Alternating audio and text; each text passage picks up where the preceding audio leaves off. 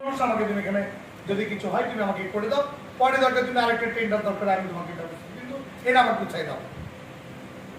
আমি কিন্তু এখানে কোনো টেন্ডারে এইভাবে করে ধরা নাই। এই ইট কিন্তু ব্রিক্স ইট যেটা দেখছেন সামনে এরও ধরা ছিল না। এই যে উঠতে গিয়ে যে পাথর দেখবেন সেটাও ধরা ছিল না, ভাঙা ছিল সব। এই কাজ যদি আমাকে না করতে দেন, আমি নাগরিক বাসস্থানে কি করবো? আমার ভুল ধরবেন, আমি তো বারবারই বলেছি। আমার যদি কোনো ভুল থাকে আমাকে সংশোধন করার জন্য আপনি লিখবেন, এটা আমি সতর্ক হব। এই যে ফ্রান্সের বিষয়টা নিয়ে আপনারা সবাই আলোচনা করবেন, এটাকে নিয়ে একটা বিশাল বড় একটা পাঠ করতে যাবেন। এই বিষয়টা কি তার জানা উচিত ছিল। এইটি হচ্ছে আমাদের এই এস্টিমেটের জন্য আমার কাছে এসেছিলেন এই যারা এখানে পোলটল দিয়েছে তাদের কিছু বিল বাকি আছে।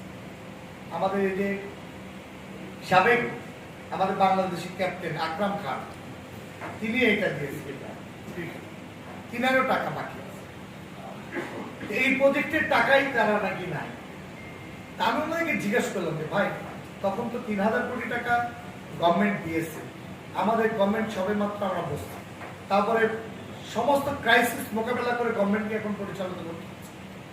আমরা তো এত টাকা এই সিটি কর্পোরেশন নাও আমরা বরাদ্দ দিতে পারি এখন আপাতত।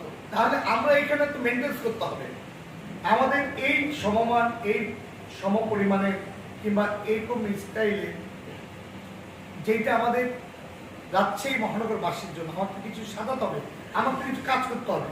যেই কাজ সেই কাজে খালি আমি রিপেয়ার করবো না, আমার তো কিছু করতে হবে। মানুষ তো আমার কাছে কিছু কাজ চায়, আমি কি দেখাবো? আমি এই জন্য ভদ্রা উপশহর এই দুইটা আবাসিকটাকে আমি মনে করেছিলাম একটা লাইটিং করে সুন্দর করে একদম পোল করে একটা সুন্দর একটা